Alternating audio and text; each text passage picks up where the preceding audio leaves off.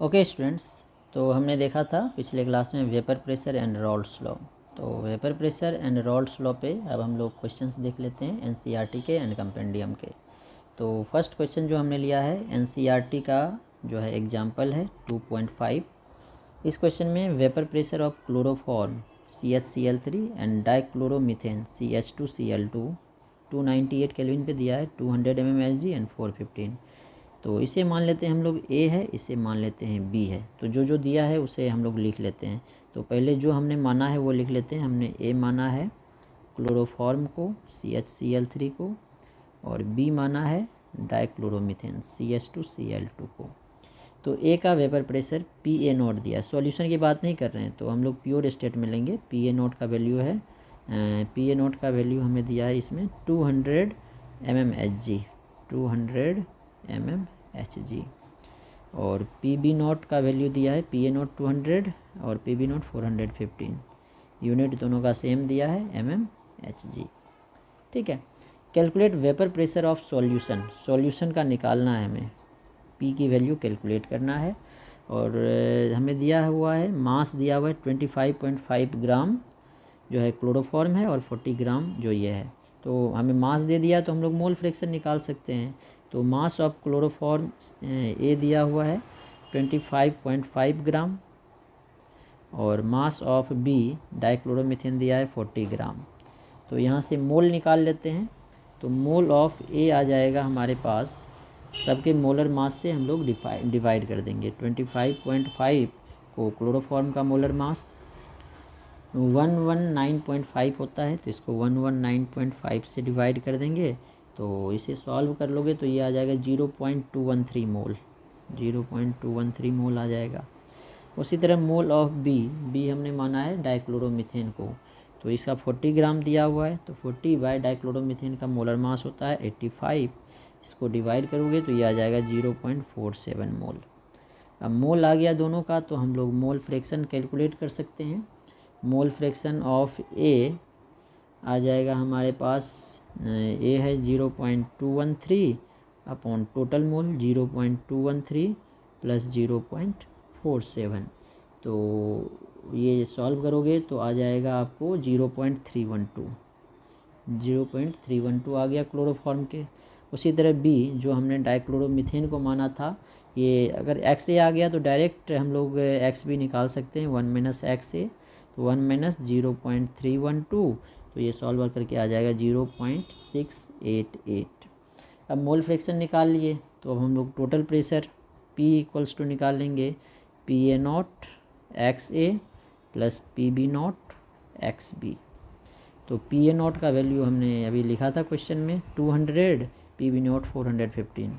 तो 200 into XA 0.312 plus PB0 का value 415 into XB 0.688। अब इसे सॉल्व कर देंगे तो हमारा आंसर आ जाएगा।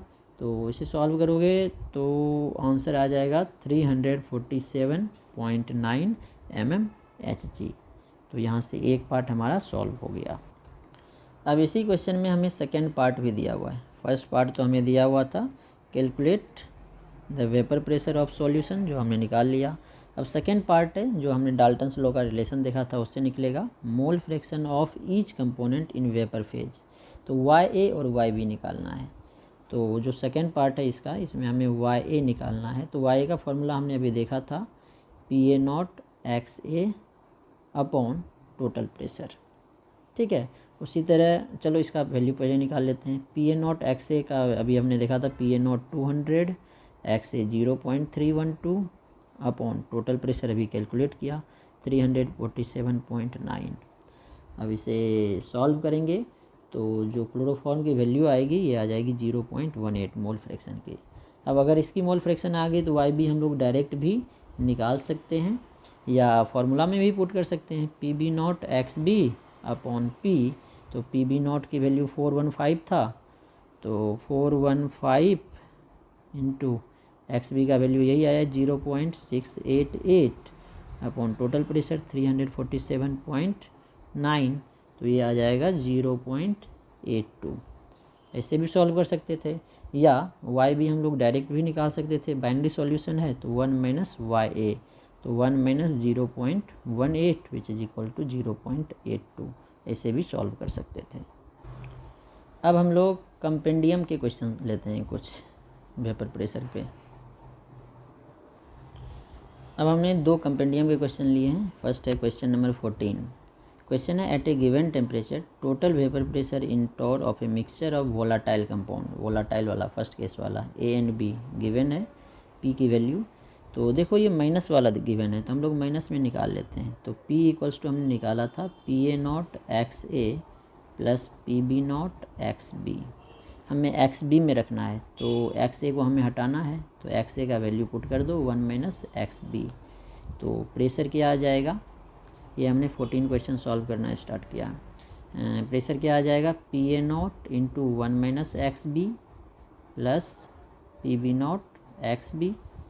तो यहाँ से मल्टीप्लाई कर दो, p a not minus p a not x b plus p b not x b. यहाँ से पी ए नॉट आ गया माइनस, देखो यहाँ पे माइनस है तो माइनस कॉमन लो, और एक्स बी है तो एक्स बी कॉमन आ जाएगा, तो क्या बचेगा, यहाँ माइनस ले लिया है तो पी ए नॉट, यहाँ बचेगा p b not into x b. अब जो पी का वैल्यू था वो हमारे पास टोटल क्या आया था, पी का वैल्यू, वो वैल्यू पुट कर दो। पी का वैल्यू आया था हमारे पास 120 माइनस 75 एक्स बी, आया नहीं था क्वेश्चन में, गिवन था। ये इक्वल है p a not minus p a not minus p b not into x b के। तो यहाँ से पी ए नॉट का वैल्यू देखो आ गया, कंपेयर करो तो पी ए नॉट की वैल्यू आ गई 120। तो 120 देखो 3 ऑप्शन में है तो डी नहीं है, तो डी तो पहले छट गया। अब यहाँ से देखो 75 है p a not minus p b not का वैल्यू, तो p a not minus p b not equals to 75 आएगा। पी ए नॉट हमने 120 निकाला है, तो 120 minus p b not equals to 75। तो पी बी नॉट को उधर ले जाओ, 120 माइनस 75 पी बी नॉट, तो यहाँ से वैल्यू आ गया 45 equals to p b not. तो 120 45 सी ऑप्शन करेक्ट है। इसके बाद जो क्वेश्चन नंबर 15 है, इसमें बोला है vapour pressure of water depends on, temperature पे वेपर प्रेशर डिपेंड करता है, कंटेनर पे तो डिपेंड करता नहीं है।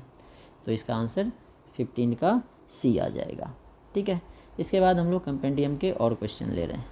कंपेंडियम के और क्वेश्चन अब हम लोग लेते हैं इंसर्ट करके।